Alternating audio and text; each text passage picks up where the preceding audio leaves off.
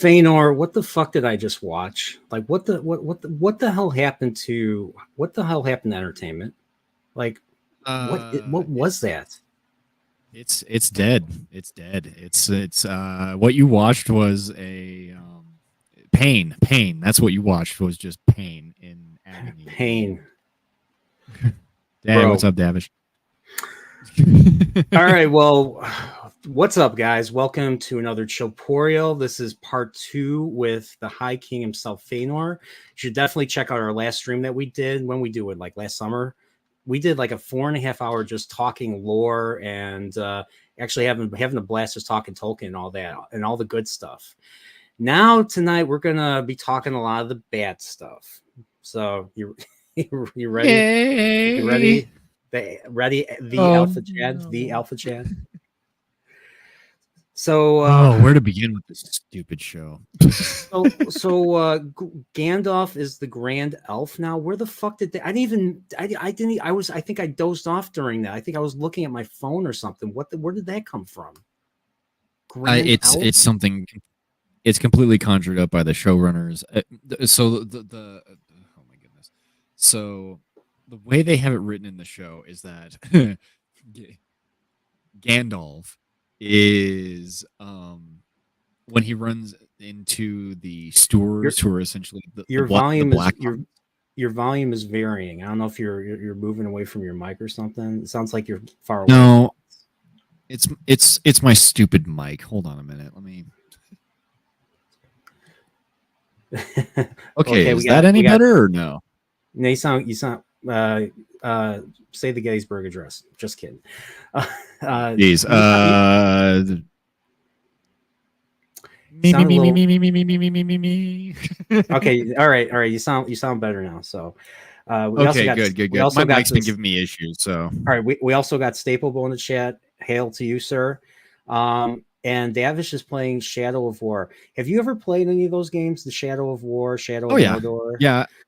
Yeah, so, I played them. They're wildly inaccurate to the canon, but they're fun. Yeah, so so I do have a question. I know like they rewrote the history because I was reading about Celebrimbor today. So what gives people what lets people give the games more of a pass when they kind of take some creative liberties as opposed to the show, as opposed to Rings of Power in particular? I think it's a case of and it's the same with the Jackson trilogy where they're both better written, better produced, better design.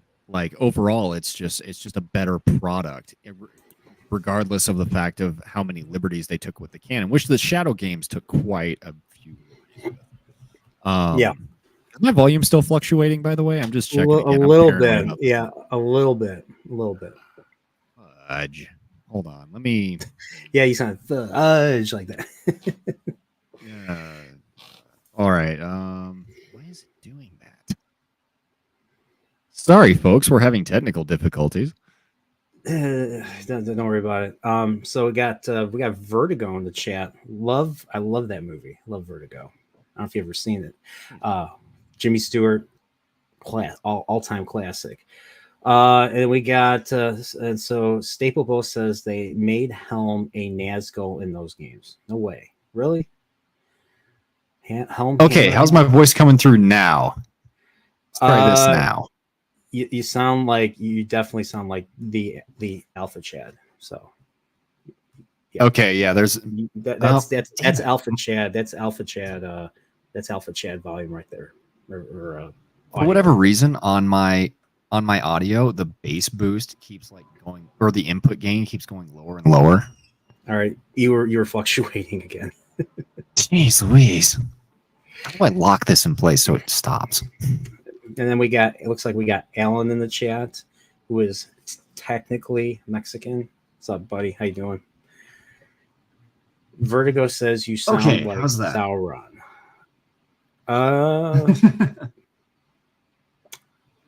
Say something.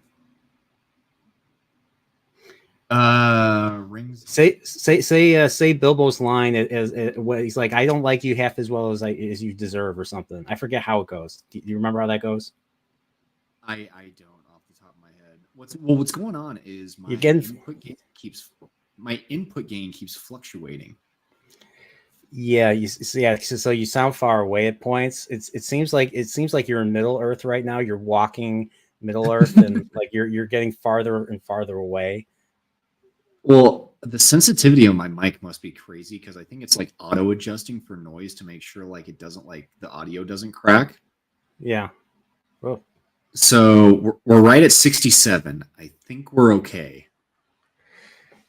It stayed at 67 for a while. I'm just making sure that it doesn't like change. I'm just going to keep it up along with the stream just to be sure.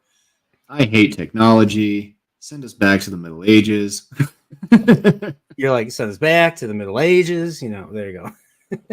But wait, did it really do that? It did do that. Why? It didn't even fluctuate. It didn't even change. What the hell is going on? Maybe it's me. Oh. Chat. If you're hearing this, if you're not hearing this, then it's a me problem. So. No, I really think it is a me problem. I think that this is just Fubard. I wonder if Starlink has a Middle Earth contract or something. Like I wonder how their internet their Wi-Fi is doing. Okay, so when I didn't realize at the time I had, because everybody was like I sound like Saruman, and it's like, oh, I had bass boost enabled, so that's probably why. Let me jack this up. So okay. Speaking of Saruman, was that supposed to be Saruman, Kieran Hins' character? I think so. I absolutely think so. Honestly, I probably would have been happier had they made him, but I don't know how that would have worked though.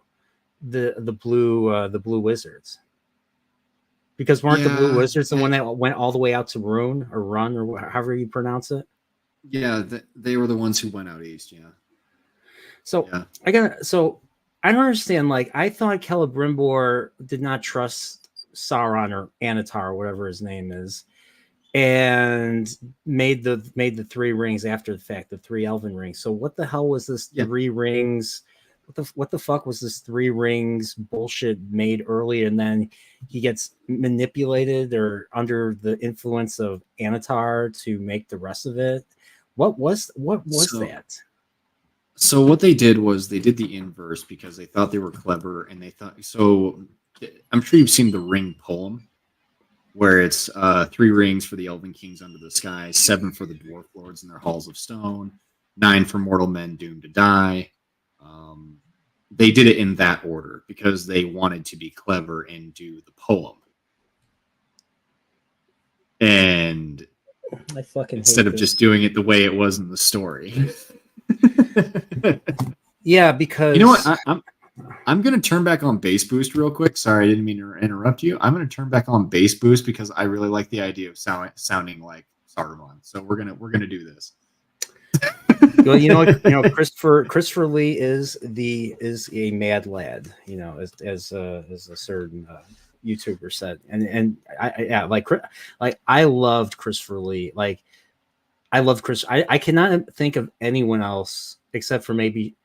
Can you imagine Sean Connery playing Saruman? Because I know they went to him to play Gandalf, and he's like, "What the fuck is this?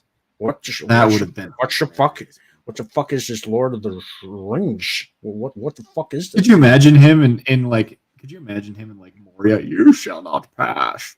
You shall not pass.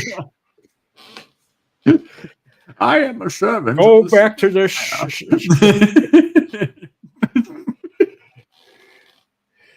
Go back to the shadow. Back to the shadow. Well, wait until you get to my teeth, baby. All right, sorry. That was some Thunderball. Oh jeez. Oh man. Oh man, the Bond. I love the Bonds. The Bonds that he was in were the best. Like he was the ultimate toxic masculine. He was the ultimate toxic masculinity out of all of them. I can't remember off the top of my head. Who was it? Who was the? Oh crap! I think it was the guy after him who played Bond. Oh, Roger Moore or George Lazenby? I think it was Roger Moore.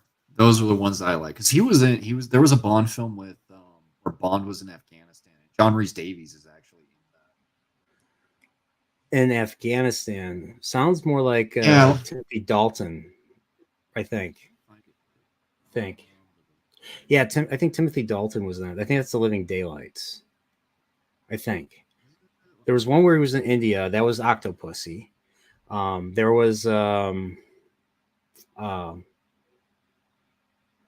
yeah, I don't know. I don't know what else, I don't know what movie he was in with they went to Afghanistan. So but yeah, dude, so man, yeah, besides Rings of Power, how you been, man? I mean, I've been just to kind of start this off without the talking about the Rings of Power. I mean, I read some of your tweets the last couple months, so I had no idea that you were you struggled at a certain point.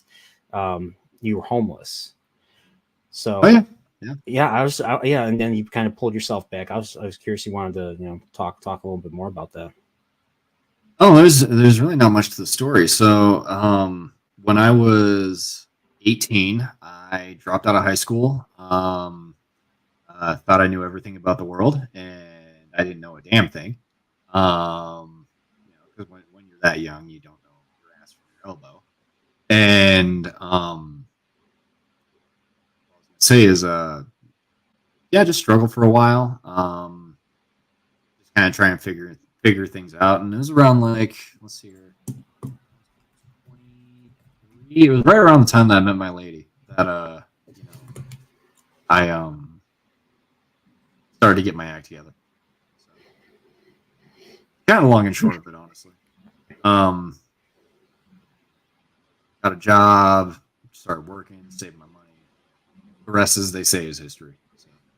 All right, but yeah, man, that's really inspiring. I mean, I've never been in that situation, so I just love hearing other people's stories. As long as you're willing to share it, like nothing, since you already shared it on social media, I figure I'd ask. There's really not much to it.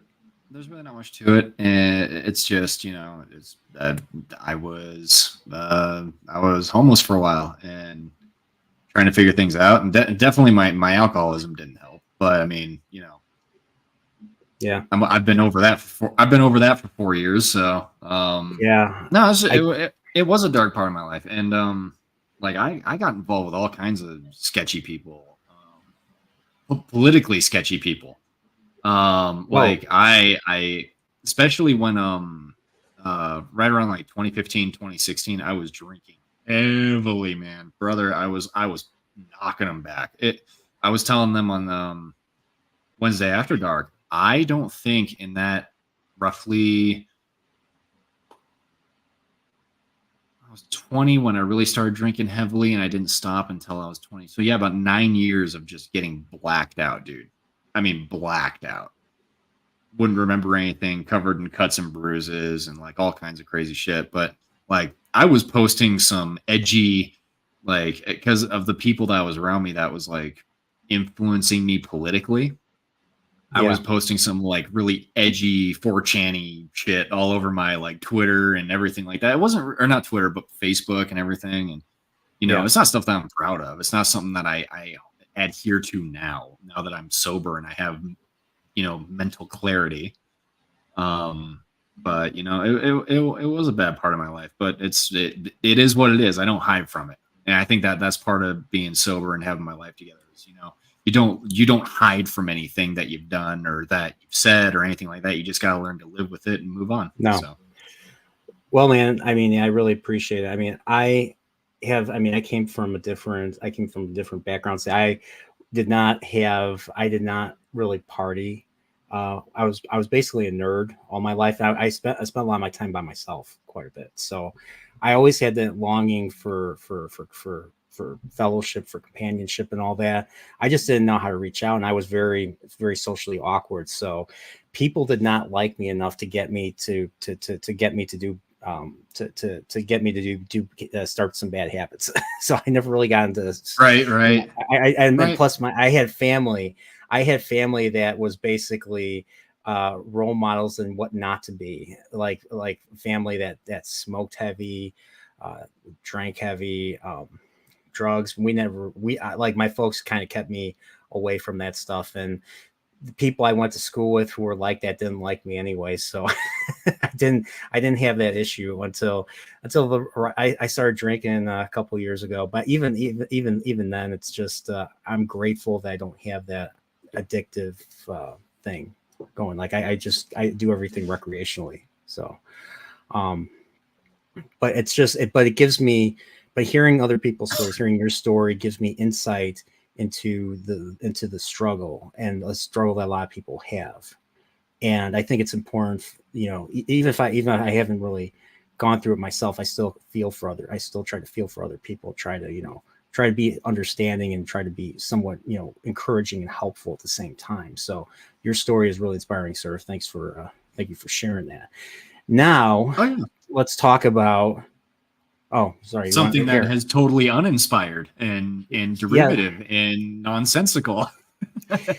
So, I mean, on our last stream, we talked all about like how you got into Lord of the Rings. Your dad got you into it. You read them before you were allowed to see the movies, and then we went into the lore and all that. And then I think it was 2017. I think we did talk a little bit about Rings of Power. 2017. I remember them announcing. I was like, "Are they remaking the movies? What's the fuck's going on here?" And then I started watching Nerdrotic years later. And then Nerdrock's like, I don't know how he figured it out, but he figured out it was going to be bad. And then we saw the first trailer, and then it just got bad. And then season one hit, and then I liked how what was his name? Someone quoted Tolkien's, evil cannot do anything creative or new. It can only destroy, or something. Yeah, I think it was Charlie Vickers, the guy that plays Anatar. Not Sauron or whatever, said that. Yep. And I was just thinking of all the comments from all the trailers that Rings of Power released. Everybody just spamming the comments with that quote. And it wasn't like how many there was. It was in Russian. It was in Polish. It was in a Greek. It was in like every freaking language. Yeah, everybody was posting it. Real quick, Tiff, thanks for the follow on X. No, it was so when this show was announced, I was super, super hyped. I was like, oh shit, we get Tolkien again. All right. Oh, and Christopher signed off on this? Sweet, bro. Like, let's go. And then we didn't hear he was for 3 years. He was I think I forgot. I think Christopher was still alive in 2017 when they announced it. Yeah. I forget when he passed away. Was it 2019, right before the pandemic, right? It was 2020.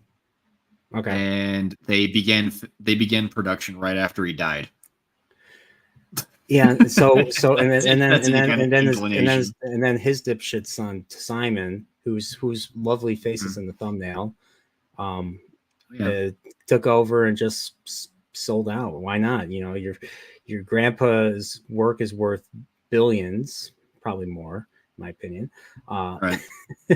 And just keep selling out. Just keep selling out. Let the property get ruined. I mean, Christopher was part of the creative process for Lord of the Rings, so obviously he had an emotional stake to that, and that's why he fucking hated the Peter Jackson films. Even I think the Peter Jackson films are great.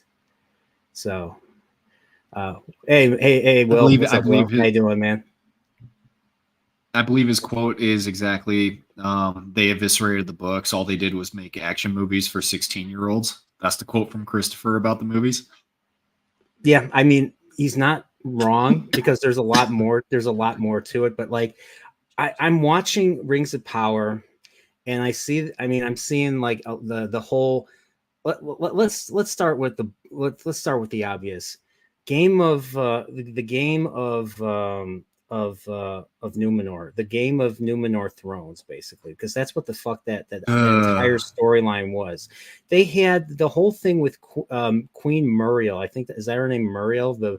She's still blind, right? Muriel, yeah, she's still blind, but a house fell on her. She got I blind. recall correctly. No, Seriously? Yeah, it was after That's- it was that's after how- Waldrig, the old crackhead, decided to blow up Mount Doom, and then the house, she was trying to save somebody from a house, and then the house fell and she went blind. Yeah. I got even another question. How the fuck does not Isildur, who had I didn't he have a house fall on him too? How do you go from having a house Yeah, falling yeah. on him to being in a fucking cave with a spider, with being held Shelob's hostage lair? by a spider? Where did they explain that? Like I must have missed that. But then again, it's been years since I saw season 1. No, they didn't explain that. He's just there because it's not. There's no rhyme or reason to it. Hey, remember spiders? Let's put spiders in. Let's put little spiders, and then let's put a big spider. I was like, are we Dude, gonna the see big Shelob? spider is supposed. The big spider, dude. The big spider is supposed to be Shelob, according to the showrunners. That's Shelob. That is not Shelob. Shelob is way bigger than that. That's like a Well, and here, that's like a dork. That's like a male dork spider worker bro guy or something. That's not Shelob. That's not the ancient Right. Shelob, the spawn of Ungoliant. And ever since he explained what Ungoliant was, and I looked at artwork, I mean, I'm not afraid of spiders like some people are. I don't have that arachnophobia, but that fucking terrifies me. A giant spider to the point where Morgoth has to send. How you remember you told me like thousands of Balrogs to take this thing down like a kaiju spider. it was. Oh my god! It was at least 7 Balrogs, 7 of them, and I like technical Mexican in the chat. Yeah, it was supposed. That's what the showrunner said. It's baby Shelob. Baby Shelob. Shelob is older than the first age, right? Or was born. I don't remember. She was born in the first age. So, she was born in the first age. Right around, it was before the rising of or. Oh crap. It's her date isn't like specific, but you can kind of roughly guess it. It's right around after the elves return to Middle Earth following the trees getting killed. So somewhere in that time frame. What the so like where's this show going? So the Battle of Eregion does happen, but the thing is it happens because Sauron led the battle, if I remember correctly. Yep. Because correct. And here's the thing. I don't know how you feel about the actor. I was doing, like I said, I was doing some reading on Celebrimbor. Celebrimbor is a Chad. He's grandson of FEANOR, and he survived dozens and dozens of wars. So he knows how to fight. Yeah. He's a badass, basically. I do not get this from this actor. Like, no. I mean, they cast a grandpa to play him. I mean, grandma, the grandma. Yeah, that's true. So he looks less like he should be. He looks less like he should be in the Lord of the Rings TV show, more like he belongs on the Golden Girls. Like, I mean, like, it's. Yeah, Golden Girls, yeah, just like Wheel of Time with the Aes Sedai, like the Aes Sedai just sitting around, old women talking. What's funny is the Aes Sedai in Wheel of Time are supposed to be they're supposed to be ageless almost. Like when women become an Aes Sedai, they stop aging basically. Like that's part of the oath that they have to take. They take this oath rod that magically makes them like they don't age, like they still look like they're mature. They have that mature look. They don't have necessarily have that young look, but they don't have that old look either. Unless they're like 300-400 years old, then they start to get some gray and all that. But yeah, so Where was I going with that shit? What are we talking about? God damn it. What were we talking about? I don't even remember what we were talking about now. What was like Grandma Bimbor? Grandma Bimbor, yeah, Grandma Bimbor. Varen, yeah. Varen, maybe. I don't know. That's not what I had in mind for Varen, but yeah, that's just like the casting. Like it doesn't look like the show tries to make you think this is like the movies. Like I'll be honest, like Bear McCreary's music really stepped up. It's really trying to sound like the Howard Shore score in the films. At least the really, the battle heavy parts where you hear there's a lot of chorus, there's a lot of choir involved. None of the Right. none of the the more wholesome stuff, like the Shire theme and the all the Gandalf and all that stuff. None of that, but you had all that choir and all that really high stakes music. It was really trying to make me feel like this was the films, but looking at the screen, no, I'm not buying it. It doesn't look anything like it. That's all they've done this season is just rip off Jackson. I mean, between the lines of dialogue, that some of the stuff was just egregious, where they took lines like they stole the line from remember when Frodo and Gandalf were talking to Moria, and Frodo says exactly. It's a pity Bilbo didn't kill him with the chance, and then Gandalf's like, it was pity that stayed Bilbo's hand. Well, they gave that line to Tom Bombadil. Many that die deserve to live. Some that die deserve life. I think I said that backwards, but you get my point. They Tom stole Bombadil that line. Doesn't talk that way. Imagery. They copy pasted the design from Jackson's Balrog into their Balrog. And something Nerdrotic noticed that I wasn't really paying too much attention to, but I'm glad he caught it, was that they were stealing full-on cinematography from like sweeping shots and all that other fun stuff from the Jackson films. It's like, guys, this is not going to get people in. Yeah, here's another thing I saw that I just noticed today. There's a moment where Al-Farazan looks at Elendil's daughter. I don't even know her name, but she does the quick look and then runs out the door, just like Éowyn in the Two Towers. I think when she's looking at her brother or something, and when his brother her brother is threatening Wormtongue. It's like, how he's like, too long if you notice my sister, too long if you Yep. She just looks at him. She just looks at him and runs away. You know what I'm talking about, that shot right there. And then of course, then they kick him out. Then they throw him out. They also ripped off Elrond giving the sword to Aragorn, which is not canonical in and of itself, but they ripped that off because they had Muriel giving the sword to Elendil, the exact same thing, like almost frame by frame. It's the exact same kind of shot. It's like, Narsil. hey, remember this? Remember Narsil, everybody? You saw Lord of the Rings. Remember this?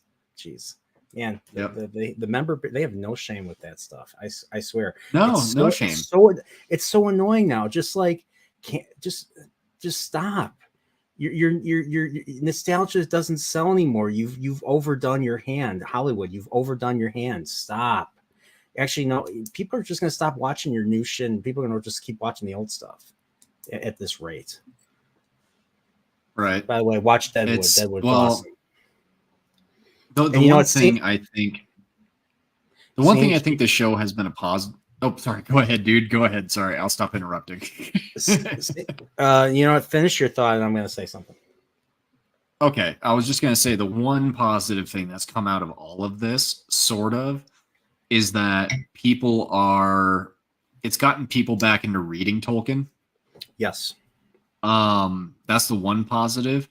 The downside is that for people who know nothing about this show, or know nothing about the books, rather, and they read Tolkien after watching this show, that's got to be whiplash. Like, that's got to be like, wait a minute, none of the show. What is this? I can't imagine the confusion.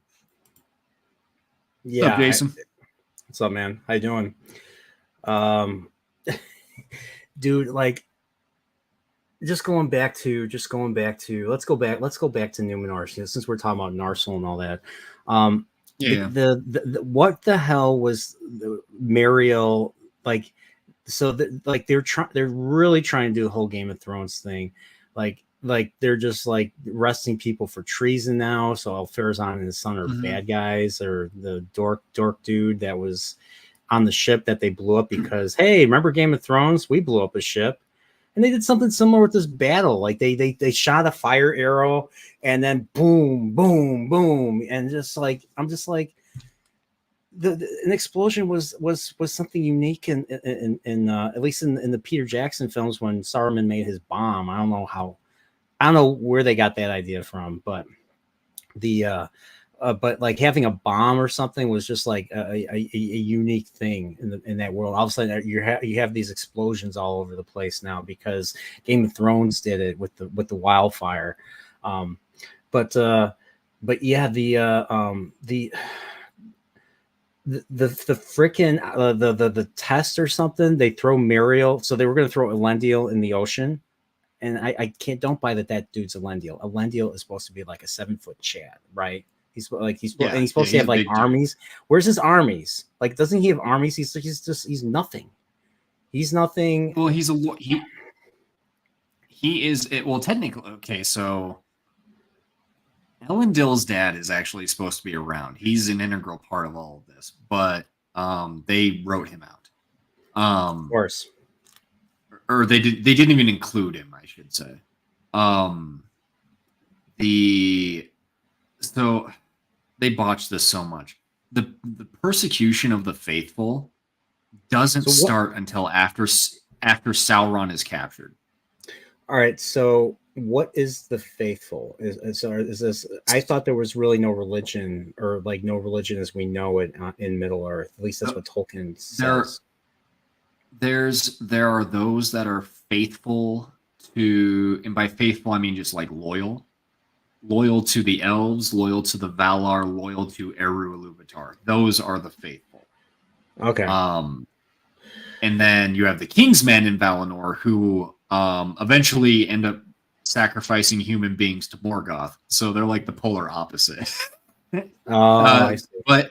But what happens is the reason why they do that is because after Ar-Pharazôn captures Sauron, this is in the books, Sauron gets back to Numenor and he starts slowly corrupting the king, and gradually the faithful lose more and more standing amongst the populace, to the point where Isildur does something because, okay, so there's a part in The Fall of Numenor where Sauron is trying to convince Ar-Pharazôn to burn the White Tree of Numenor. And Ar-Pharazôn, even though he's not really friendly with the elves or the Valar, he's very hesitant to do that because the White Tree is incredibly important. Not just as like a symbol, but there's borderline religious connotation to it. I don't want to use the word religious in terms of Tolkien, but it's the best way I can describe it. At any rate, Isildur finds out that Sauron is trying to convince the king to do this, and so he sneaks out and steals a fruit off of Nimloth, the White Tree, so he can preserve the tree. He fights a bunch of guards, gets back, like ultimate Chad stuff. It's actually really exciting to read about. And then that's when Ar-Pharazôn and the Kingsmen decide, okay, yeah, we're going to burn the tree, and then Sauron convinces them to start doing human sacrifices to Morgoth. Okay. It's dude, The Fall of Numenor is metal as fuck. And so do you think I mean, I'm assuming they're not going to cancel Rings of Power no matter how bad the ratings get. Do you think they're going to do that next season? And how do you think they're going to botch that? Like, oh, dude, I mean, dude, they could do literally anything at this point. After this season, I thought season 1 was bad. After this season, I don't think, like, unless they have Galadriel like strip naked and cluck like a chicken, I'm not going to be surprised by anything that they do. I mean, like, I especially after this last episode where they had her fall off a 200-foot drop. She would be land on solid ground. Yeah, she would be splat. Paced. She would be splat. Yeah. I saw that too. I'm like, what? I'm like, what the hell is this? I mean, I know. I mean, I understand plot armor is a thing, but come on. At least consider the viewers verisimilitude. You know, we have to suspend our disbelief. Yeah, I get the feeling. Jason thinks season 3 is going to be even worse. I think season 3 is going to be the season where I feel like this was their like last throw to try and bring people in to enjoy the show. And now I think they're just going to throw it in cruise control and be lazy about it. It's going to be lazy production. It's going to be lazy writing. It's going to be just Now you're going to be in lazy acting. Nobody's going to give a shit. Now, season 2 was written right after, like wasn't season 2 written the same time as season 1? So they knew what they were going to be doing, like, for a while. At least most of it, yes, yeah. So, hey, maybe you can map this out. So what do you think? So they're doing 3 more seasons. What's going to be the highlight of these 3 seasons? Or do you think they're? And I know I must have brought this up on a previous stream, but like, do you think they're going to end the series with the battle that you see in the Fellowship? You know, the last battle for elves and men. Yeah, they're gonna mess that up. They're gonna mess that up. They're probably gonna have Galadriel there, and she's gonna be the one that cuts the ring from Sauron's hand and gives it to Isildur, and like a whole bunch of stupid nonsense. I at this point, like, I cannot dumb myself down enough to try and figure out what in the hell these guys are going to do next with the show. Like, I cannot put myself into that realm of stupidity. It's physically impossible for me to do. But yeah, they're going to conclude with the Last Alliance. So the rings of power are made, except for maybe the One Ring. The One Ring will probably, I don't know, the One Ring will probably be a thing next season. Probably that'll be season 3. Yeah. What about the Fall of Numenor? Do you think that's going to be season 4? I think that's going to be. I think what they're going to do. They're going to probably. What I think they are going to do is they are going to fast track, the faithful escaping from the Fall of Numenor. So the Fall of Numenor is probably going to be right in the middle of season 4. I think it's not going to be at the end. It's going to be in the middle. And then they're going to fast track the founding of Gondor and Arnor, and then the final season will be the War of the Last Alliance. Okay. What about another thing we haven't really seen yet is men in Middle-earth. So do you think that we're going to be seeing more of, like, you know, since Sauron got the 9 rings, do you think we're going to be seeing like their bastardized versions of Angmar and the other big kingdoms? I don't think we'll see Angmar. One of the theories I've heard is the reason why they fast-tracked the forging of the rings and they really rushed through it this season was because they want to hurry up. We were talking about member berries earlier. They want the Nazgul. They want the ring rates. And that's going to probably be introduced next season as the ring rates. No. And for the member berries, and it's going to be the most contrived thing. But here's the thing, right? Here's something very interesting. So you know how they can't use names like they can't use the word Hobbit. There's certain things they're not allowed. I forgot why can't that be? Because I thought they had the rights to the Hobbit and Lord of the Rings, and that's obviously in the Hobbits. But Warner Brother holds some kind of deal about that. So, and they hold a number of things that Amazon can't get a hold of. I'm curious about something. What's up? Okay. They gave the rings super duper natural powers and made them corrupting, right? Yeah. But Sauron hasn't made the One Ring yet. Does Amazon not have access to the One Ring? They have to. You would think, right? But if that was the case, then how could you botch it that bad to where, like, the most integral part of how the rings work, the One Ring to bind them, the One Ring to bind them all. Yeah. Rule them all. Yeah. They don't have it. So are they not allowed access to the One Ring? So did they okay, so I'm trying to remember how this works. So nothing would happen, like if the dwarves were there. Well, obviously the Elvish Rings. Didn't the Elvish Rings have some little bit of influence too, even though they were made. Yes, they weren't touched by Sauron, if I remember correctly. Because they were made with the skills that were taught by Sauron. So they're still Oh. linked to the One Ring. Yeah. Okay.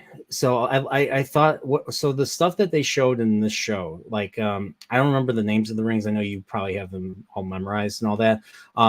Do they do the stuff that they did in the show? Like I think Guy Ladriel's ring people by touch No, or something, or was that just hey, we're gonna copy Rise of Skywalker? that's Oh, literally dude, what there they was did. another stupid Star Wars moment where what's his name, Durin is like, I love you. I was thinking, is Diesel gonna say I know? Is Diesel gonna say I know? I know. Wait. She no, she didn't Oh. say that though. I forget. It was like when they were fighting off the other dwarves or something. I think she released the bats or something. I forget what happened there. That was weird. Oh, that stupid shit. Yeah, I forgot about that. I feel like now that the season is over, I'm like memory holding all of this stuff already. It's just so bad. Yeah, But this has been torture. But then again, this is torture of my own doing. I don't blame FEANOR. I don't blame anyone here. I'm doing this for your entertainment. Everybody, I am impressed you were able to like power watch this show in the span of like 4 days. I don't know how you did. Really. I fell asleep. I was dozing off. My ADHD just took over, and I was just so I was reading the episode synopsis of some of them because I don't even know what happened. Like I don't remember what happened in episode 2 or 3, and then the stupid moment where they're like, "Hey, Alfirazon," it means Alfirazon's the king when the eagle just shows up out of nowhere and hangs out on the platform outside. I was just like, "What? Right? Right? Yeah, and then there's like, oh, the sea is always right, so we're gonna push Muriel into the water because Muriel said Muriel put herself in the place of Elendil, and apparently I didn't understand what was going on. They just threw her in the water, and then the water spit her back out. And then I look it up; it says like some sort of worm sea monster just eats you and spits you out or something. And they say it's the will of the Valar or something like that. At first, I thought the Valar were in the ocean, like literally in the ocean, like doing the stuff. And no, it was just like there's some sort of monster, and they didn't know. This is you have a sea monster in season 1. You had a stupid sea monster in season. What is this? Sorry. This is the same show. This is the same show that has the elves taking portents from sea farts. Okay, so those aren't elves. Like those like no, they're not. Those are people. Those are humans with ears. Like there's nothing spiritual, or there was nothing ethereal or nothing otherworldly about them. Or heck, like you don't even see them in the trees singing and making fun of passerbyers. You know, I mean, like in right. Tolkien's elves. But heck, I'm okay with Peter Jackson's elves because they still they felt like they felt like they were from another world. They had this power that a normal person wouldn't understand. They seemed like a higher level being, and you don't get that from this. They just seem like they just seem like typical like Vulcan Romulan elves. If you I'm going to bring Star Trek into this because but heck, even Star Trek. Their ears are better in Star Trek. But Mr. Spock's ears in Star Trek are much better than what the hell they have in the Rings of Power. Well, I want to address what Stablebo is saying. Ulmo would have made more sense. Yeah, but they don't have the rights to Ulmo. They can only say the name. I don't even know what they can do. Huh? I don't even know. Ulmo is the Valor. He's the Valor of water. He's the Valor of the sea. Like Almo knows where you live. Almo, yep. He's probably, as far as the Valar are concerned, he's the most active of all of them in Middle Earth. He's the Valar of children's television, of children's programming. He sends dreams to people. He comes up out of the sea and tells people to go places. Like he's very, very, very active. Almo says to go to Valinor, or he's going to kick your ass. Sorry. I have Elmo stuck in my mind. I have Elmo stuck in my mind right now. Yeah, Strange Eagles Landing by people is no bait basis for a system of government. Yeah, that's true. That's true. Yeah, there's no actual it's like omen. It's a bad omen. It's a bad omen staple, Bo. Come on, get with. I would have get laughed with my it. ass off if that eagle would just bit Farazan's head off. That just like, That would have been that would have been a moment in Berserk. If that would have been a great moment in Berserk. That eagle was See, the actually eagle has a landed. demonic apostle. The eagle has landed next to me, and like the eagle just flaps its wings and blows him off the edge of that fucking. So what are the so speaking of the Eagles, and I'm not talking about Joe Walsh and them, but what were the Eagles doing in the Second Age? Like were they hanging out? Were they the king of the skies, and were they the noble? You know, they were the noble birds, or the noble. As far as the second age goes, the Eagles don't really have too much of an impact. The Eagles are servants of Manwë, who's the king of the Valar. Okay. And they have more of an impact in the first and the third age than they do in the second. In the second, they're kind of a no-show. The most that we see is before the destruction of Numenor. I can't remember off the top of my head whether it's like a warning from the Valar or if it's as the sinking is going on, but there's a great cloud, like eagle's wings, that's in the sky. Yeah. Above Numenor. Like this massive thing. There's artwork of it. It's really, really cool. Okay. And so there's a lot of symbology with the Eagles, but the Eagles don't really have any impact in the second age. Oh, I see. So. Going back to Numenor, since we were talking about Numenor, was there any particular thing that caused the flooding, or was it just the god? Was a god or the Valar? What caused Numenor to sink? Was it just man's wickedness and God intervened or something, kind of like the flood? Yeah. With Noah. What happened?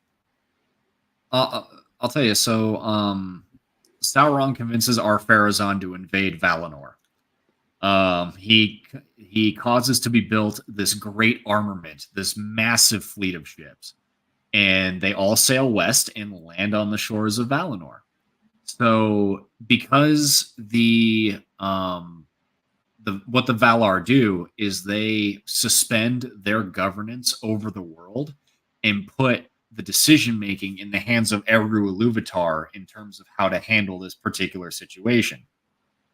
What Eru, who is essentially God, what he does is he crushes the Númenóreans that landed on the shore underneath the hill, and the rest of the Númenórean fleet gets dragged down into the pits of the sea, and then he reshapes the world into a globe and separates Valinor from the rest of the world. So Valinor is not part of. He sinks Numenor too. Yeah. Okay. But yeah, at that time, Valinor is just a part of the world. So at that time, Valinor was part of the world. So was the world flat, basically? Yes, it was. So the world was flat. So after that happened, God came in, made the world round, and Valinor kind of is in its own little plane of existence. Yes, exactly. It's its own dimensional plane outside of Middle Earth and the rest of the world, basically. So yes. Okay. So when they sail off at the end of the Lord of the Rings, now I get why only the elves can sail, because elves have permission to go to Valinor, obviously, and they have the ability to. Their ships have the ability to, I guess, sail through the firmament. So I'm assuming they're on the ocean, but then they could sail through. I don't know if it's considered sky, or if they're going to, or if it's space or something. Or can you explain, like, how that travel, if it's even if it's even talked about?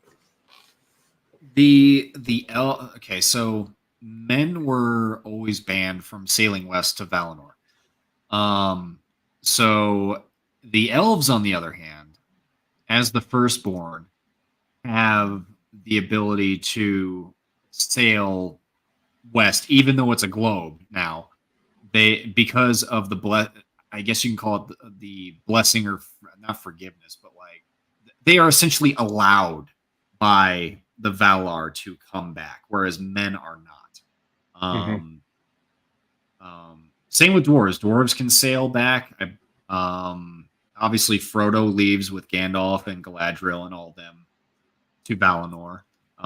They had to ask permission, or they had to get permission or something to do that. Or... Well, they didn't have to get permission. It's kind of like just kind of intrinsic. It's just kind of there that the ability to sail there. And so yeah, whoever was commanding the ship, he kind of had that authority. Said, "Hey, you could join us," or maybe Gandalf was like, "Hey, you can join us," or Galadriel. It's more of their being, that their being, who they or what they are, gives them the pass, essentially, for lack of a better term. I see. For instance, if a man tried to do it, he would just sail around the globe. He wouldn't be able to, see or do that. But like Gimli leaves with Legolas, Frodo leaves. Gadfly. Eru curses Sauron to never be able to take fair form again. That's true. So that's why he is and if I remember correctly in the books, he doesn't really have a form. He's just present. He's just a presence, and then he is in like visions. I think he is, or metaphorically, he is referred to as an eye because he's always watching, even though he's unseen. The eye of Sauron. Well, the thing of it is that if I recall correctly, after the fall of Numenor, it was his spirit that fled back to Mordor. And once he regained his human form, he was unable to make a fair form again, but he appeared as a Dark Lord instead. But one last thing on the whole sailing west note. Elrond's dad is sailing the cosmos. He's in his ship Vingalot, and he literally sails the cosmos. That's Arendelle, right? That's Arendelle, right? Arendelle. Okay. Yeah. See, I'm remembering names. That's awesome. Yeah, I remember you were telling me about that last. You were telling me about that last on our last stream. By the way, if you haven't seen our last stream, definitely watch it. We were just nerding out about Tolkien. 4.5 hours, right? 4.5 hours. So Stable blow. Yes, he is in physical form when he fights Elendil and Gilgalad, but that's well after he returns from the sinking of Numenor. His spirit flees back to Mordor, and then he has to regain his physical body. And he doesn't do it by flumping around like black goo down a mountainside, getting run over by a cart. Fuck, that was stupid. What were they trying? What were they trying to do? What was the intention behind that decision making? Was this like, hey, we want to make Sauron not look too dangerous or something? Like, who does that? That's so that's stupid. That's legit. That's beyond dumb. I didn't know whether I was watching a freaking Lord of the Rings TV show or Little Nicky. Like that's how I felt watching that. Like it was just like I've never seen Little Nicky, so I don't know the reference. Oh, you never said? Oh, dude, you gotta watch Little Nicky. It's one of Adam Sandler's best. That shit's hilarious. Little Nicky. Okay, I'll all right. Let me write that down. Little Nicky. All right. Yeah, Little Nicky. I did start watching Uncut Gems. So. Oh, okay. I haven't finished it yet though. But even though it's supposed to be like a thriller, maybe it's because of Adam Sandler. I still find it funny. Like I don't know, anything Adam Sandler's in, I laugh. I don't know why. Like I still love. Happy Gilmore. You gotta have seen Happy Gilmore. Oh yeah, I've seen Happy Gilmore. Like I was just thinking of Ben Stiller. Like I forget what Ben Stiller says to Grandma. He's like, it's digging time, Grandma. Or I remember, you know what I'm talking about? Yeah. I know which one you're talking about. Yeah. Like that's funny. I was thinking I like the Water Boy a lot too. Hey, the Water Boy's getting some water, huh? You figured that out, huh? Shut up, Brent. my favorite scene from Happy Gilmore was when the moving guys are there and they're taking a break and they're playing golf. And fucking Happy gets the golf club and he hits the ball and ends up hitting the guy's like house and breaking a window and hits the guy, and the guy's wife gets hit with a golf ball. Oh no, the best part. Oh no, the best part of Happy Gilmore was Bob Barker. Oh yeah, Price is wrong. The price is wrong, bitch. And then he just, dude, he pretends he's out, and then all of a sudden, and he's like this. that was. By the way, sorry about the moments. Chat, sorry about the tangent. Like, it's just like we got to talk about something good every once in a while because Rings of Power is just so bad. But no, I wanted to talk about a couple of these. Okay, Galadriel sees the stab wound he got off screen, and it was red blood. He was attended by Elvish artisans because they don't have healers in this unit. Yeah. I like how how they're called. Says he. Yeah. I find it funny that Kieran just disappears after the first few. Yeah, they built up Kieran to be like this integral part of season 2, and they had him take a message from the ocean farting, and then that's like literally. Then he shaves his beard, and that's the last time you see him. It's like, okay. What's with here's another issue I have with elves. What's with these old looking elves? They're freaking immortal. They're supposed to have this youth. They're supposed to have this youth. With Kieran, and I think there's a couple others mentioned, but Kieran is probably the most famous one that comes to mind, where he does appear old, and it's because he's been around pretty much since the beginning of the elves. Like he is genuinely like old elf. Yeah, I can't remember if he is exactly one of the original or if he's like a generation after, but he's very, very old. And he's still alive during Lord of the Rings, right? Yeah. And he what was I gonna say? He the way Tolkien describes it, because of all of like the sorrows and the battles and everything else that he's seen in his life, you can visibly see it on his face, like just how old he is. So portraying him as an older man makes sense. All the other elves know that not in a million years. Yeah, wait, what? Hold on. Galadriel personally knew his grandfather Fan. Yeah. Well, Galadriel is Feanor's niece. Yeah, one of these days I'll have to look supposed to be younger than Galadriel. Yeah, one of these days I'm gonna have to look at like the genealogies of the elves. Apparently, everybody's related to each other or something. I'm thinking there's not that many. And like elves. I said, I can't remember whether because there was how many woke up at Quevenin. I can't remember off the top of my head. I've been talking so much about this show, my brain's a little plagued. I'm gonna have to go back and like purify it with the books. But dude, you got me reading. You got me reading Baron, and I didn't finish it yet, but I started reading Baron and Luthien. I got up to the part where like that one character that you mentioned got like killed in one of the worst ways by Sauron, dude. Like, yeah. Like, even, like people say that the Silmarillion's boring. I thought that was great. That was great. Yeah, Kieran was alive. Gadfly, do you remember, was he one of the originals that woke up at Quevenin, or was he second generation? I know he was there before the elves met the Valar, but I can't remember like what gen he landed on. Wow, hold up. Listless receptionist. We're gonna have some okay, listen, okay. There's a couple that were dickheads, but the most of them pretty good boys. Okay, we're just saying, very misunderstood. So all the new people here. So all the new people here, welcome.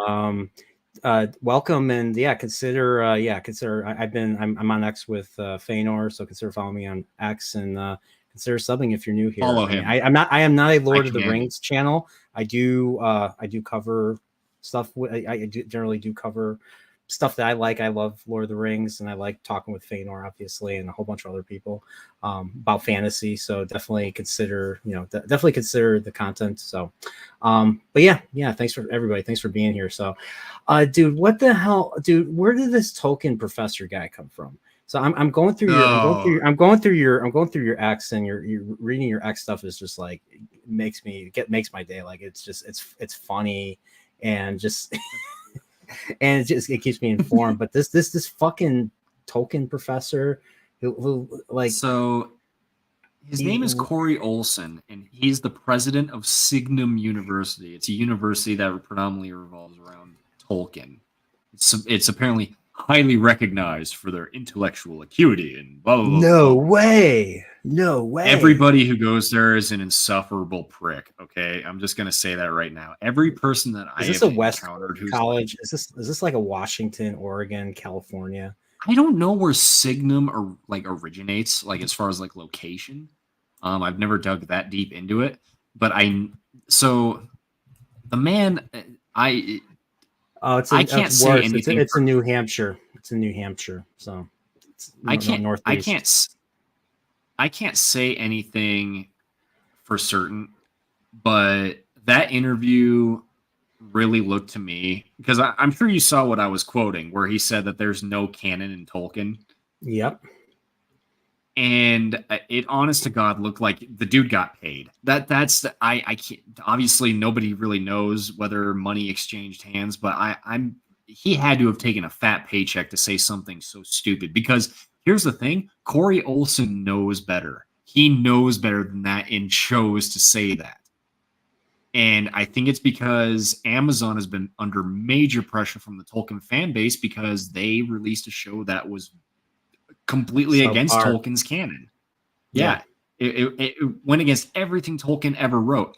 And it's, he had to have been promised something. Either that or they had a gun to his head, because I know he knows better. I know that for a freaking fact. So Corey. I don't know where these people come from. Like it's like they just come out of the woodwork, and all of a sudden they're just like, oh, we support this and we support that. And it's the same with Wheel Time. You got these channels that are just so afraid of losing. They're just so afraid of losing, clout or engagement or something, that they'll lie to say whatever. I don't know. I don't know how people could do that. I don't know how people could sleep at night like that. So. Hold on. Where's freaking nope? Hold on. He's saying nope. It is a thing in the academic world. One panel at my medieval conference had a dude who stated that because Tolkien wrote drafts of the Silmarillion, all interpretations are valid. Don't get me at conferences in front of these people. I will lose my shit. I'm saying, like, I will go ballistic. All interpretations are valid. Whatever's I would consider whatever's published is considered, Yeah, well, here's the thing, right, about that word interpretation. It gets thrown around a lot by people like from Signum University, or people who just defend the show. Well, it's just an interpretation of what Tolkien wrote. How did you interpret what Tolkien wrote to be what we got on screen? How did you interpret that? Like, were you reading it in a language that is foreign to you? Is that how you interpreted it? Because this doesn't make any sense. Where's Tom Shippey? Oh wait, they fired him. Why'd they fire him? Because he was probably not willing to play ball. Whereas this dork is probably willing to play ball and pretend to be virtuous. Oh, I gave it a chance. I'm a good person. Pat yourself on the back. Fuck off. Right. Fuck off. Well, I'll tell you something. I think one other positive, and Staplebo alluded to this here in the chat. I think one positive that came from the fan backlash to Rings of Power is that a lot of the other fan bases finally said enough is enough, which is why I think in part the Acolyte got canceled. The Star Wars fans were like, all right, we've had enough of this. We're not even going to watch this. We're not even going to give it the time of day. Screw you, Disney. We're not. And then okay, I got a question. Returns and like, I got a question there. So there's a lot of gaslighting that goes on. You know this. I know this. Chat knows this. You know, there's all these articles. You know, you have these influencers who will tell you something's good when it's not. Then you have your IGNs, but you know what I mean. So where does it start? Where all of a sudden something is bad? Like the Acolyte was all of a sudden this bad thing, whereas they were praising Ahsoka, they were praising Kenobi, they were praising I don't know if they were praising Mandalorian season 3. Everybody hated that one. I didn't even watch that one, but you know what I mean. Yeah. And then they're praising all these other shows, or they're praising all these other shows until it becomes popular enough and safe enough to say that this is bad. Or I think are you going to pull an IGN where you're going to say this show has a lot of problems, but we're going to give it a 9 out of 10? I think what news media outlets are realizing, especially when it comes to the entertainment industry, is that they are losing all credibility. And because they're losing all credibility, I mean, their viewers have people go to IGN to laugh at IGN ratings and then click off. Nobody actually goes there to read any articles or get any insight. Like they go there, see a stupid rating, like, you know, I think they gave Rings of Power a 6, which I was blown away by. But I also think that was in part due to the fact of they're like, okay, we have to be honest about this show, which they should have given it a lower than a 6, but that's neither here nor there. IGN rarely rates anything below a 7. So yeah, you know, I think it's a case of them losing credibility, and they're starting to realize it. So they have to just be honest about it. Now, there's some news outlets that are really digging in their heels, and they're still trying to protect the DEI, and they're trying to protect all of the representation and, you know, all this other nonsense that has plagued media for the past 10 years. But I think they're just starting to realize people are sick of this, which is why you're seeing not just these news media outlets, but also the studios themselves are having mass layoffs. People, because they realize we're not making any money and people are not coming to us for our news or our media. We have to let people go. We cannot afford to keep X amount of people on staff. We have to cut our staff by this much. We need to start changing our tune on a lot of different things. Otherwise, we're going to be out completely. Oh, they're not. There's no blanket from, you know, your BlackRock and your Vanguards. You know, your investors. Well, you know, BlackRock's starting to lose. Those investors are losing money on this. Really interesting. They are. That's I forget who else. That's wonderful to hear. That's wonderful to hear. I was watching. Who was listening to? So much for changing behavior, you fucking dipshits. Yeah, you change people's behavior, all right. Here's the thing, though. Here's the thing, right? You're starting to see companies are being very sneaky about stuff, though. And there's a VTuber I watch. Her name's Kirsha. She's awesome. She's really, really cool. What's her name? But Kirsha, KIRSCHE. And she talks about this DEI stuff all the time. And what she's talking about is you have to be careful, though, because they'll take DEI out of their like requirements and everything like that, but it'll still exist under a different name. Because what they want to do when they say that like we're making something for the modern audience doesn't exist. It doesn't exist right now. What they're trying to do is influence the next generation and the generation after that to be the modern audience. And so you have to be careful because they'll be sneaky. They'll be like, oh yeah, we're getting rid of DEI. We're getting rid of our quotas. We're getting rid of all this, but they're just changing it to a different name and they're still continuing the same business model. So, but yeah, I think it's really a case of going back to what we were originally talking about. I really think it's them just losing money and losing viewership, and they can't afford to do that anymore. I don't know. It's probably another several number of years before I think we'll see any really positive change and positive. I mean, I more and more cancellations and really, really trying to restructure everything and actually have a vision, have a singular vision, have someone come in yeah. who has a singular vision, because the projects with the singular visions, your George Lucas's with the original trilogy, your Peter Jackson's with, you know, Lord of the Rings, Yeah. and a whole bunch of other people, you know, their singular visions generally played out because they knew what they wanted, and they were able to rework stuff to almost perfection. Well, not perfection, but to something really good and special that people really enjoy. Brother, give me 1 second. Nature calls. I will be right back. All right. So FEANOR had to go away because apparently, yes, there's some orcs at the door, and they're trying to slay him, and they're trying to take his secrets and all that. So, but yeah, guys, thanks for being here. So I'm not used to doing this. So, but yes, so Gadfly, yeah, they're Harvard removing they're removing DEI stuff. That's good. Man, I remember hearing about Harvard and the whole like they gave certain races a more leniency on test scores than others. I'm just like, dude, not you, but like people like Harvard, be fair. Just be fair. Just have some standards that you want your students to have, and test them on it. That's it. You know, that's it.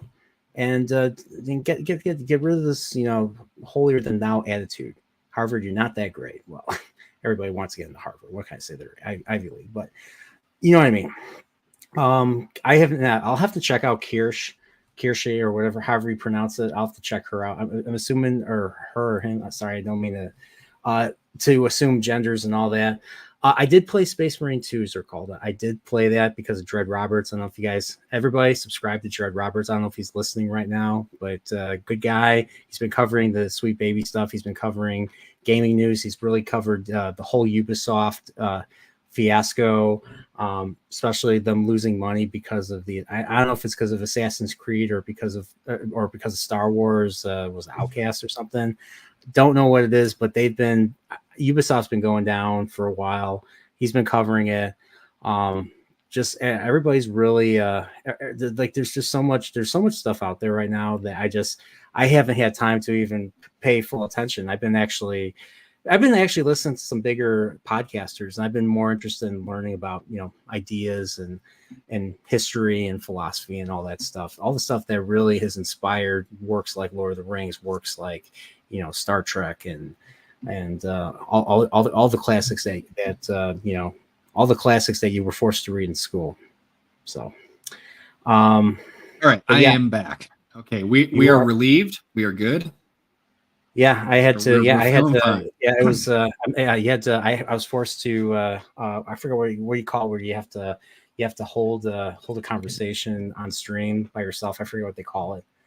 I can't think of the word. So, but yeah, man. The whole thing where they threw Mariel into the water made me think of the Kingsmoot from Game of Thrones. If you remember the Kingsmoot, where they have the drowned god, and they force you to drown, and you have to kind of bring yourself back to life, I think, or something. I forget how that went, but I swear they're just freaking vamp. All right, Gadfly says vamp. Yeah, vamp. That's the word. I don't know why they call it that, but you see they ripped off. Did you see they ripped off Harry Potter too? No, how'd they rip off Harry Potter? Gandalf getting his staff. When did that happen to Harry Potter? No, I believe it was when Harry got his wand, or in a similar vein. There's like a line of dialogue they pilfered or like tweaked. Well, if I remember correctly, somebody in chat might remember, because I kind of put it out of my mind. I was so dumbstruck. Yeah, Harry gets his wand from the wand store. He goes to Mr. Ollivander, who played by the brilliant and no longer with us John Hurt. What's funny. Yeah, it's what's funny is he was in the first book. You know, he's just this very jolly, wand salesman, and then you don't see him again until like you find out he goes missing in book 6 because of all the bad Death Eaters, and you find out I think he's being tortured in book 7 and all that. So it's messed up. I liked how Harry Potter went from really very innocent, because you're dealing with younger kids, and then it gets more mature as the books go on, as as our heroes are getting older and all that. The themes get more mature, the content gets more mature and all that. That's what I really liked about the Harry Potters. I remember when Deathly Hallows came out, we were all taking a poll like who's going to live, who's going to die. I actually thought one of the 3 were going to die. I was wrong. Right. I just remember Snape kills Dumbledore. That was the greatest meme ever, and people getting trolled into oblivion. That broke my. When I read that, when I read that, when I was in college, when Half-Blood Prince came out, when I read that, I actually cried. I actually shed some tears. I liked Dumbledore as a character. When I read it, after the Harry Potter movies came out, I always envisioned Richard Harris's interpretation of Dumbledore as opposed to Michael Gambon's interpretation of Dumbledore. I like the more more altruistic Dumbledore as opposed to the more insane Dumbledore, because that's how I felt about Michael Gambon's version of the character, especially after movie 3 and all that. So I don't know, but yeah, that broke my heart. I did not see that one coming. I did not see that coming. Right. I should have, but I didn't. And then I liked how I don't know how you guys felt about book 7. I liked how book 7 explained the situation behind Snape doing it. So you find out what really was going on with Snape and Dumbledore. Right. And I liked it. I don't know if people liked it. I liked it. I liked that little twist that she put into it. Because we didn't know what was going on in book 6 when we were reading this. We're like, what the hell? So I don't know. The staff chooses you. Yeah. There it is. Staple Bowl got it. It was something along the lines of the staff chooses you. Oh, like the wand chooses you. Oh, yeah. Uh-huh. So basically, they didn't say. So it wasn't even the fact that they.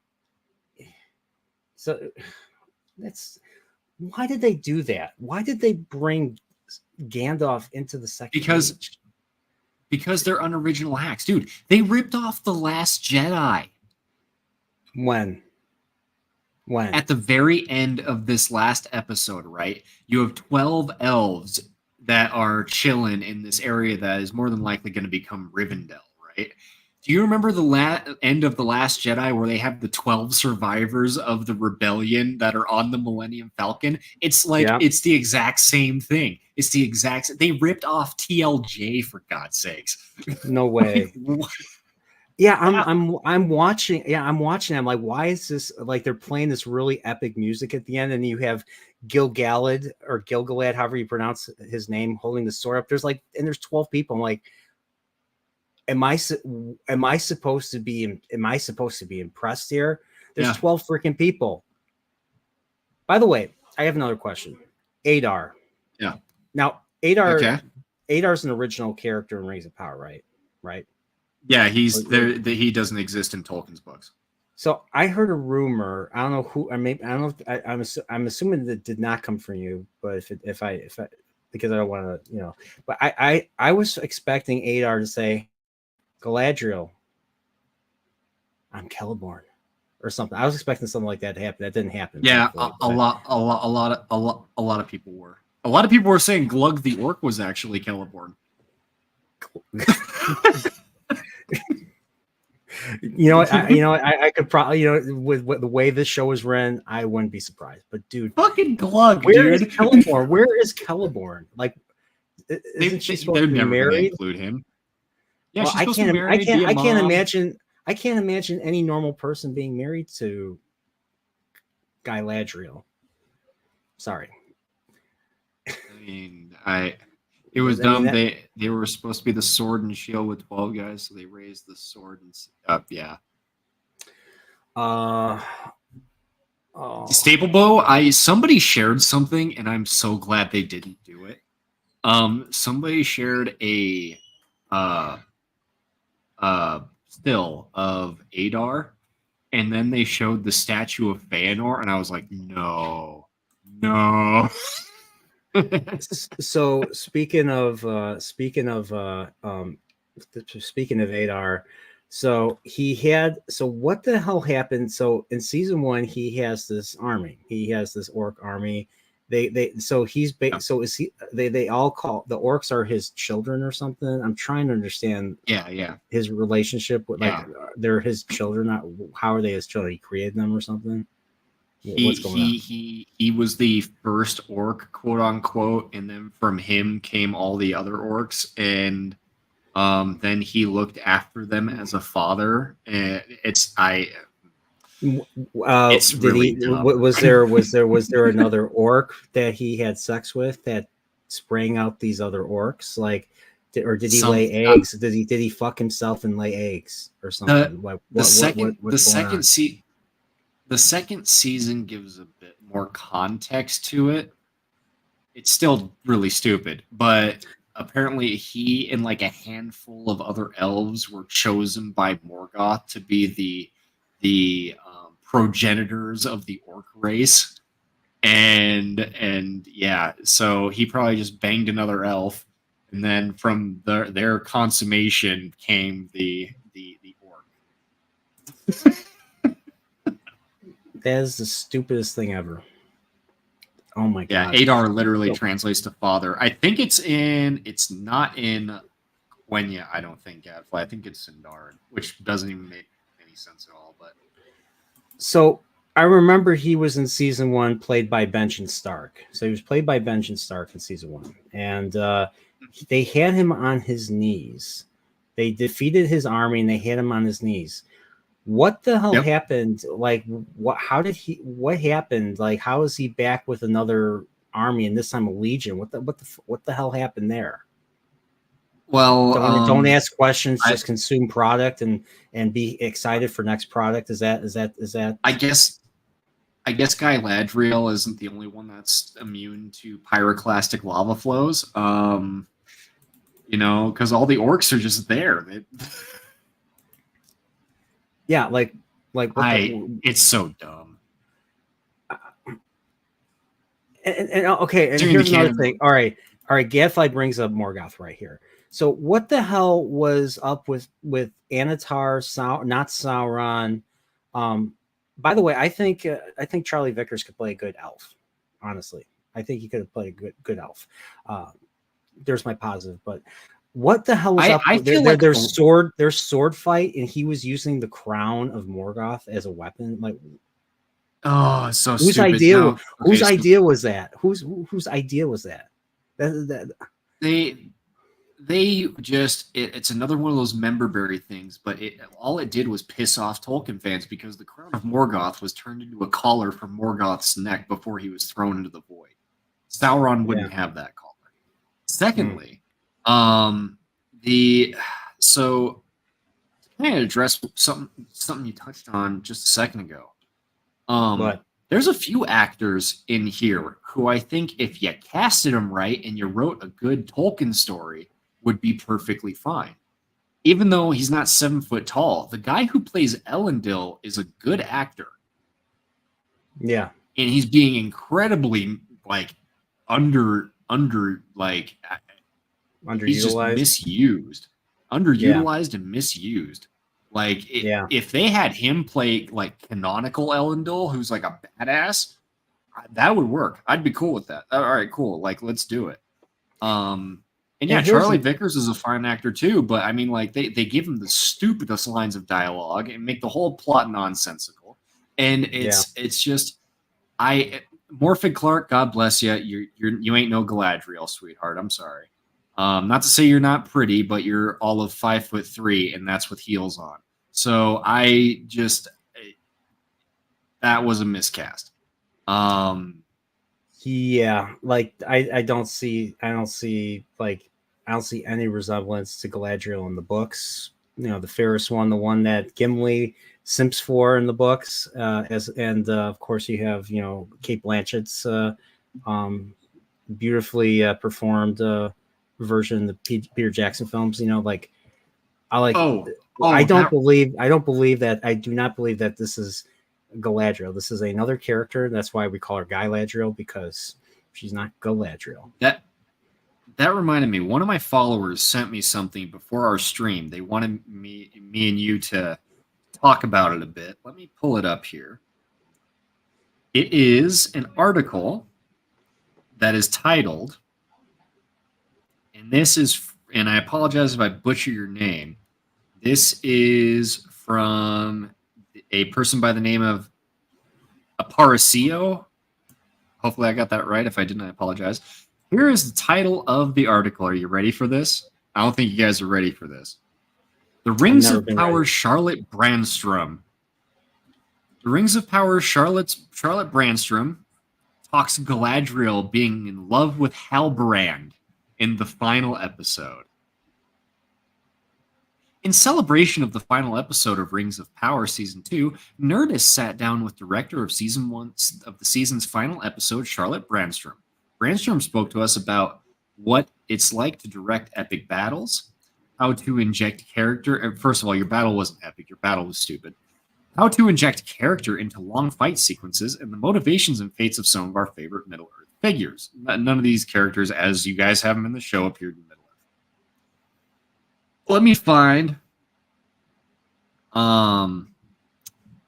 find where it talks about Sauron here. Halbrand.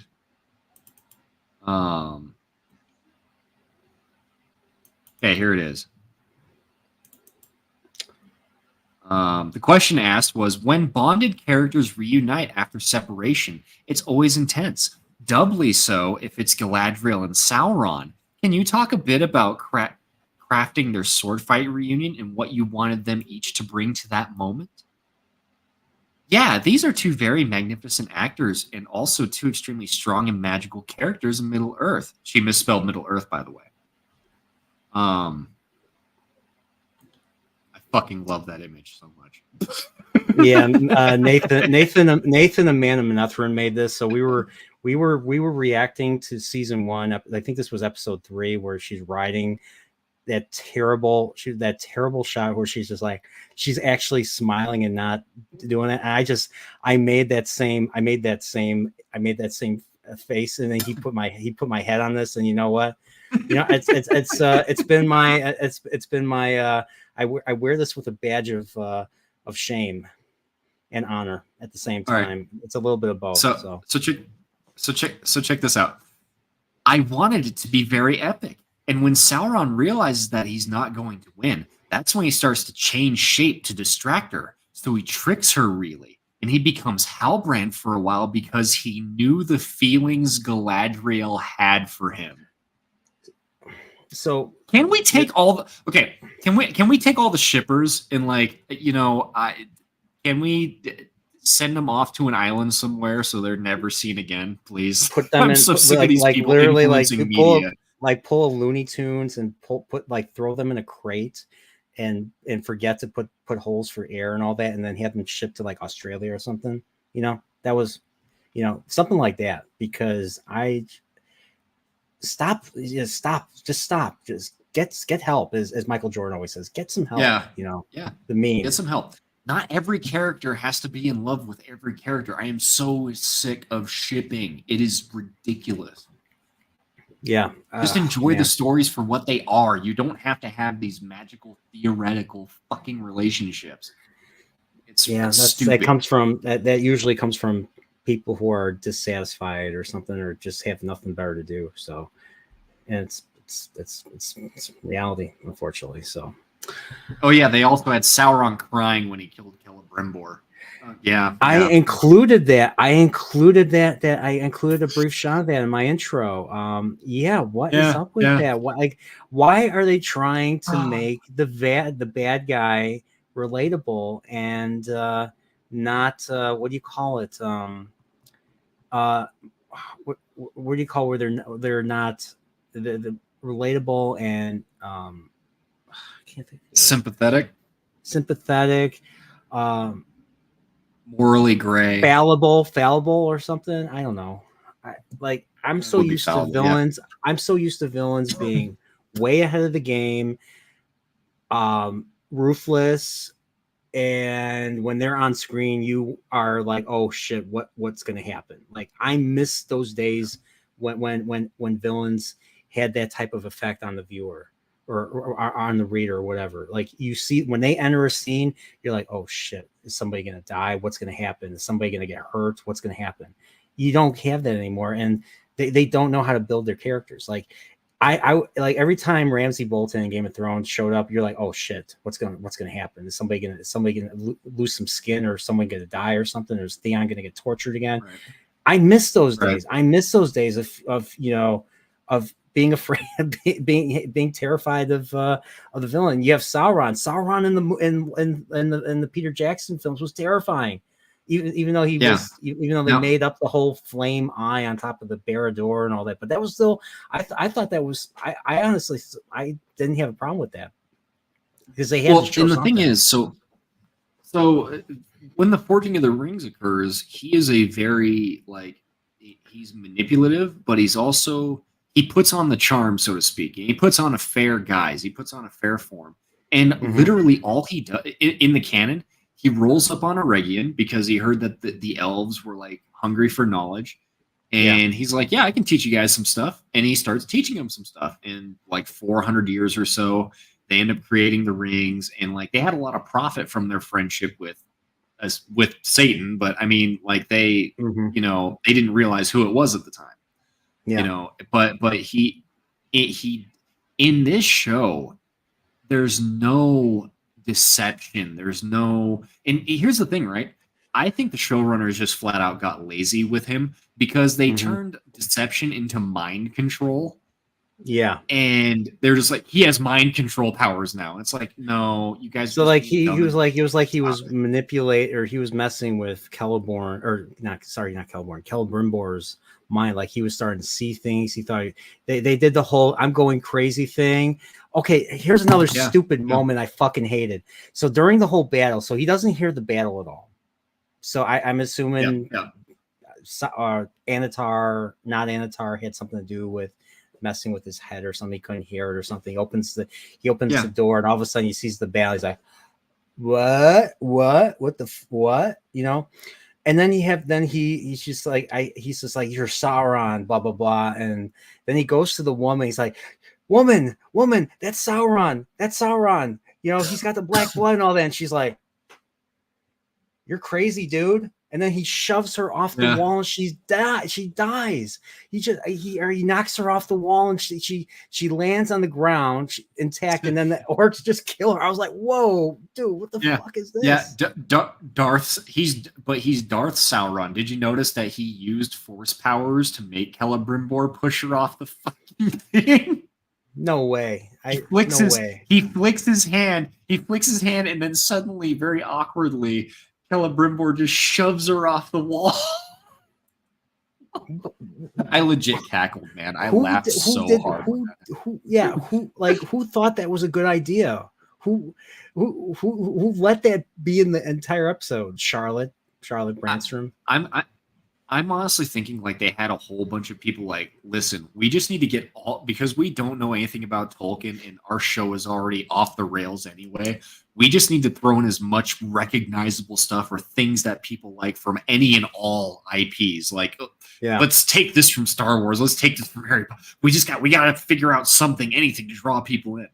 I think that's really what happened in the show. If Sauron remembered, Vertigo brings up a great point. Yes, she dies. Staple also does too. But you go first. Yeah, she dies. That chick, the other. So there's other elf ladies besides Galadriel. But Galadriel survives. She just in not the show. And they use the shot. They use that point of view shot falling down, even though you don't really see the body falling like in Game of Thrones. It was almost the same shot. It's like, hey, remember Game of Thrones? Remember when they pushed Bran out off the tower and all that? The only difference was you saw the body, land or come down from the camera. Vertigo. You do have to remember that the girl who fell off the wall, she didn't die from the fall. She died from getting killed by the orcs. That being said, skewered. Galadriel fell off a mountain, off a sheer face, and just blasted into the ground and just lived. Yeah, she didn't break her fall at all. There were trees, but there's no evidence that she, at least I didn't see any evidence of her breaking her fall. So I had one guy should be nothing but skin and blood and paste, basically. There should be nothing left. Listless Receptionists, they are going to do a season 3 more than likely. They're probably going to announce it this month that they're starting production on it. I think what they're going to do is because they're going to do all 5 seasons. They have the money to do all 5 seasons. They're going to do it. But what they're going to do is they're going to blitz it. They're just going to pump it out as quick as they can so they can be done. That's my honest opinion. Do you know how much this season cost? $60 million per episode. That's it? I would have thought more, like season 1 was. Well, 60 million per episode, that's 120 million for 2 episodes. This thing's 8 episodes long. Yeah, so 480 million. Yeah. Okay, so definitely more than the Acolyte, but dude, I heard the Acolyte was 300 million for 8 episodes. Where'd that money go? Not to the writing. Well, the thing is, Amazon's already at their $1 billion show number, and they still have 3 seasons to go. So they're probably also going to cut the budget tremendously after the 2nd season, which means the show is going to look even shittier than it already does. I also heard that they are getting rid of most of their writing staff from season 2. Yeah. Oh, okay. Which is very, very telling. Yeah, but I mean, usually I would be like, "Oh, that's great news," but then again, like Theon in Game of Thrones always says, especially when he's being tortured by Ramsay, it can always get worse, and that's just how I see it. It can get better, but I find it's more likely to get worse. Well, here's the interesting thing that I noticed. Literally, let's see here. So the episode aired yesterday, and they announced the day after their finale episode aired that they're going to be getting rid of, I think, most, if not all, their writing team. Are they going to get rid of? Are they going to get rid of the 2 dorks themselves, Payne and McKay? No, they're still on the project. They're on contract. They're on contract for this whole thing. And I also think that a couple of directors are getting replaced. I'd have to find the article. I can't remember where it is. But it might be Discussing Film that did it. But yeah, they're replacing writers and directors. You're kidding, Vertigo. You're kidding me. You better not. No, that's a joke. Serious. That's a joke. Yeah. That's a joke. Yeah, was he going to pull? Was he going to pull He-Man? Yeah. This season was all female directing team. Yeah, and look how that turned out. No offense, ladies who listen to this. I like women. I like women a lot. I'm married to one, but this was clearly written by 50-year-old women who drink wine and have no children. So wine. Question is, wine ants. Yeah. The question is, did the writers fail upwards? Have they been given new assignments? No, I don't think so. I don't think any of the people that have been working on the show, once they're done with this show, are going to be working on any other projects unless it's some like indie films. Like I don't see it. So I get into this debate quite a bit about what is the worst show on the worst fantasy show. So everybody, because Rings of Power is the most obvious, the more popular one that people have paid more attention to, and it has gotten a lot more outrage. I honestly am of the opinion that Wheel of Time is the worst show. Now, I'm sure if you watch Wheel of Time, you're like, no, Rings of Power is worse. I honestly don't. I mean, and I've had to say this to people. Wheel of Time, had some of the stupidest stuff ever, and plus, it's still Wheel of Time is still an epic fantasy. There's still a lot of action. There's still a lot of tension. There's still a lot of great moments and everything. And they don't even adapt. They have books. They have they have whole books. There's a whole shelf. There's a lot of books that was written by the author. He actually he wrote till he died, and someone else had to finish the story for him. The second season did not even cover the second book, and people are still saying that this show is worse than the Wheel of Time. Now, as much as I hate to say it, the show doesn't really adapt anything. This is just, to me, this is just fan fiction in Middle Earth. They're trying to write some stupid shit, like, but to fundamentally disregard story that the writer. Imagine if these morons actually tried to adapt, Lord of the Rings, and they literally just they disregarded key story moments in from those books in their adaptation. Like, it would be just like, what I think Tolkien said. I think you have his quote pinned to your X account, where he's talking about like about canon, basically. Yeah, you know what I'm talking about. Yeah. Because remember they were trying to adapt one of his works in the 60s, and he looked at it like, this is shit. This has nothing to do with my story. Yeah. I mean, my pinned tweet is all about canon, and it's a direct quote from Tolkien. The canon's a narrative. What is it? I can't ever quote it by heart. Speaking of children, speaking of children of Huron. So one thing, Robert Jordan did a lot of he did a lot of tributes to Tolkien. So he used a lot of names. This name Huron is a key character. And he is part of my favorite moment in the second book of the Wheel of Time. It's called The Great Hunt. A character named Kieran who can sniff out bad guys and all that. And he had the most epic moment at the end of that book, and they didn't include that or any part of it. There's like a final duel at the end of that book, and that final duel was not included in the show. It's like, imagine adapting The Empire Strikes Back, and you do not have the Darth Vader Luke Skywalker duel at the end. That's how shit this was. Sorry. Sorry. Very good. Hollywood Reporter, I think, was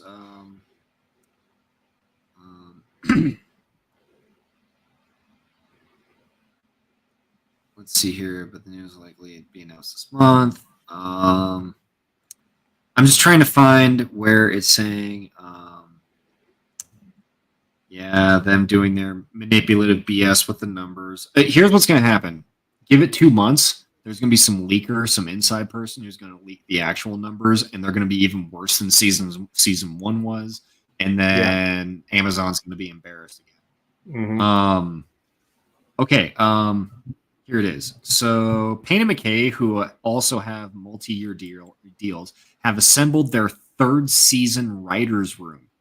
Let's see here.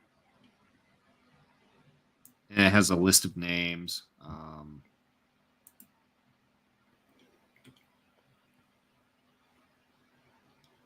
Where was I reading about them changing up writers and directors? I know it's around here somewhere, because they're not going to keep this team. I do have another question really quickly. So the whole thing with the Palantir in Numenor and Farazan looking at that, like, why did he see Sauron? Like, I thought in Lord of the Rings Sauron had them, and that's why you could see him when you were messing with the things. Sauron doesn't get his hands on a Palantir until he sacks Minas Ithil, which becomes Minas Morgul. That's in the Third Age. So what the hell was that we were seeing? What the hell was he seeing a vision of the future? I didn't understand what was going on there. The people who made this show have no understanding of how the Palantir work. That's what's going on. So only the very powerful can see events from far away. Yeah. With the Palantir. Mm-hmm.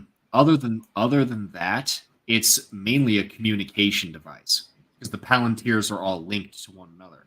So you can speak telepathically with another person, say, in another part of the globe. It's a really cool like fantasy concept, but it's also very, very important because you have where all these stones are placed, you're able to communicate and let your allies know what's going on. No, they've totally botched the Palantir. They've turned into this magical prophetic ball that that tells the future and shows you visions and electrocutes you and all this other shit. And it's like that's not what the Palantir does. That's not what it does at all. I don't know. I honestly don't know what's going on with this. So, I believe when Elendil, when Numenor sank and Elendil and Isildur and all the faithful escaped, I believe they took, was it 7 or 8 Palantir? Gadfly, you'll be able to help me out with this one. I think it was 8. So you had the Ithil stone, the stone at Minas Anor, you had the stone at Weathertop, the stone at Numenos, and there was like 2 or 3 other more. One was at Isengard. Yeah. 7 stars and 7 stones. Thank you, Zerg. I can't believe I forgot that, but thank you. Yeah, so they had 7 Palantir stones that they used to communicate with one another. And that's for the majority of the time, that's what they were used for, was to communicate. So. Oh, I see. Okay. 7 stars. Osgiliath too, yeah. Osgiliath. Okay. Interesting. Yep. Yeah, they have one of Osgiliath. Oh yeah, Miss Martin Muses released a Lord of the Rings video. Yeah. Okay. Yeah, we'll definitely check that out. I know she covered Second Age and all that. So, yeah. So I don't know what else to talk about, FEANOR, and we're getting close to 2 hours. So is there anything you want to? Is there anything you want to plug? Anything you want to promote? I know you could be on any other shows. What's going on with you? So I actually have a debate on Twitter Spaces. Oh, I saw that. I saw that. Yeah, dude, yeah. Dude, so that should be that's gonna be that's gonna be straight up murder right there. I'm going, as I go into anything, I'm going in good faith. You know, like I'm gonna listen to what the person's points are and I'll address them.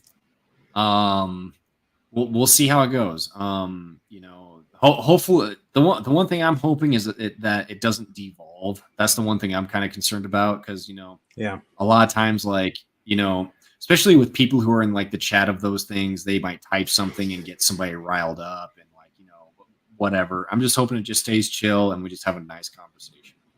But yeah, that's going to be this Sunday at 9 a.m. my time, so 10 a.m. Central, 11 a.m.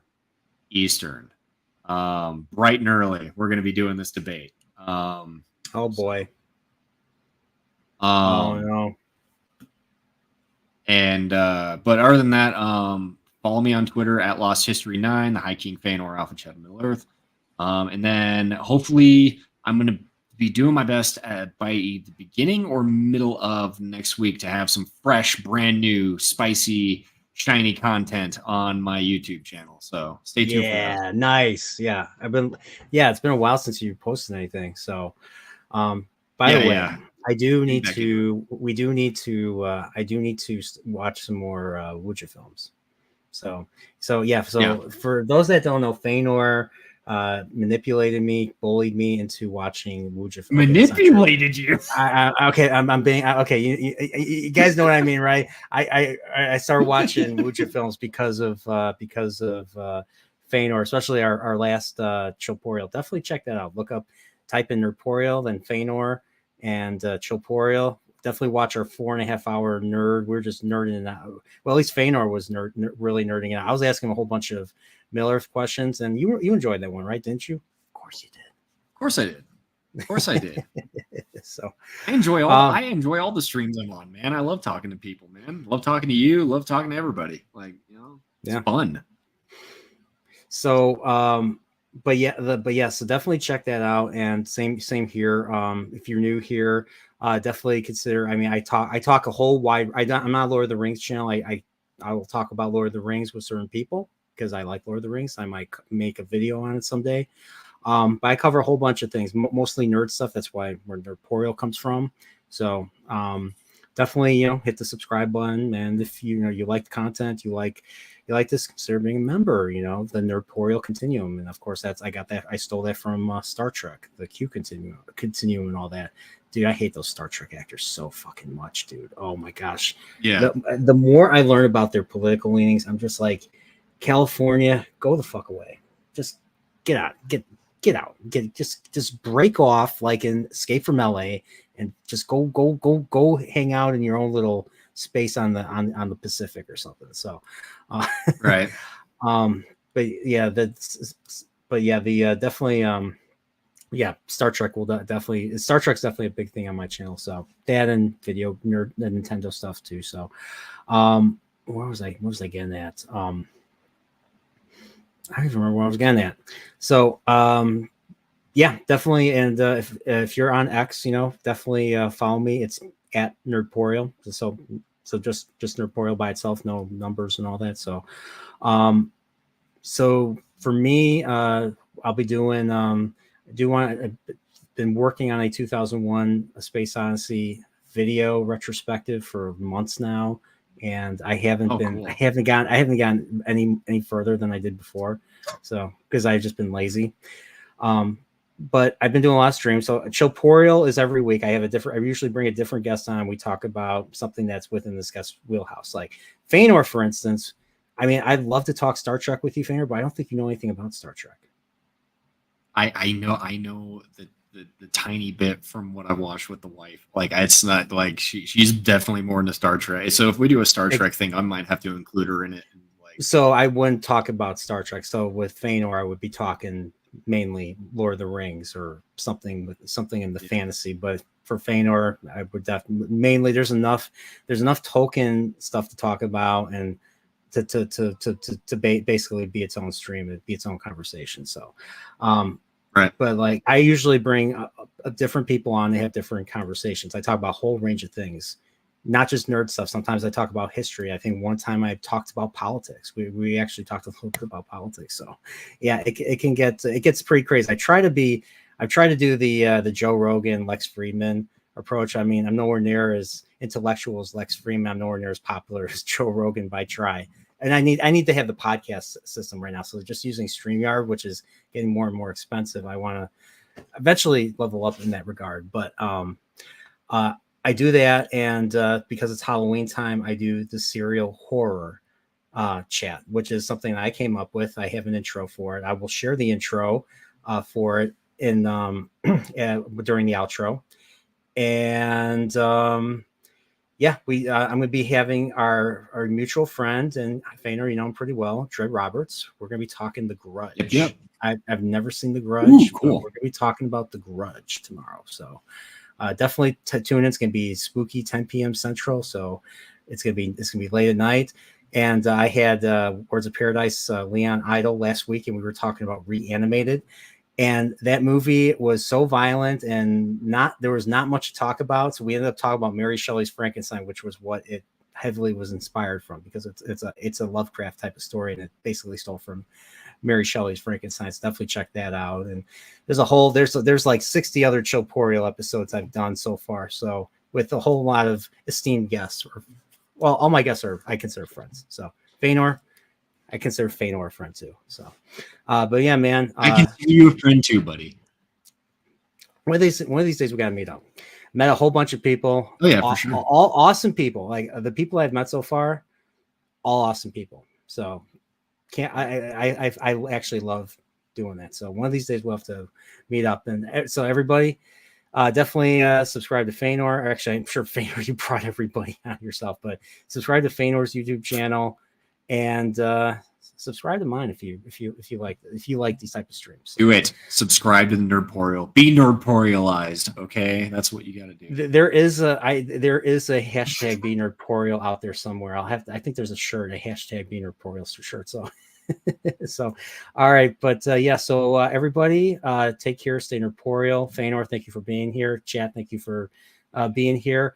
And enjoy the outro. We'll find out who's going to be on next week's Chillporeal. Later, folks.